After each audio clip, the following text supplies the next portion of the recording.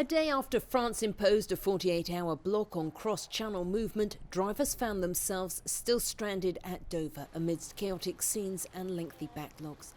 The fate of precious cargo, including fresh foodstuff, unclear. They may have hoped for clarity from British Prime Minister Boris Johnson, who chaired an emergency meeting of his cabinet Monday. But Mr Johnson did not have specific measures to announce. Instead, he said only 1/5 of all food and medicine freight was sent via manned lorries, and people should not panic.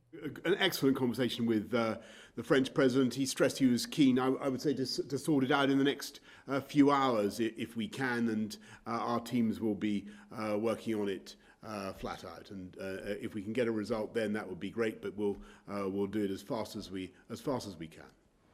News that the new strain had been found widely circulating in both Wales and Scotland meant the virus is spreading rapidly across Britain. Despite the optimism of the Prime Minister, the UK government appears to have been caught off guard by the travel bans.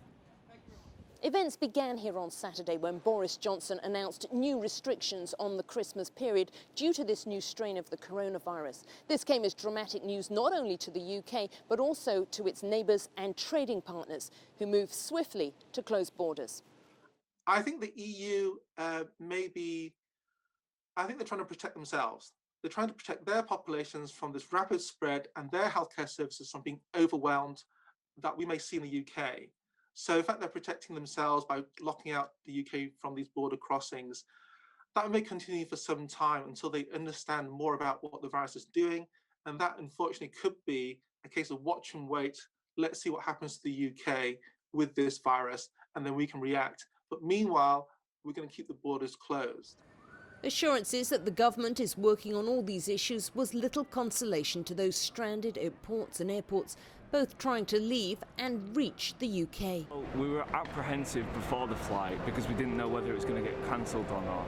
And obviously when you're flying into somewhere where there's a new lockdown restriction, you don't know how you're going to get out of it. It's all really a stressful experience, really. And it comes so quickly, we had no prior notice at all. We just had to go, really.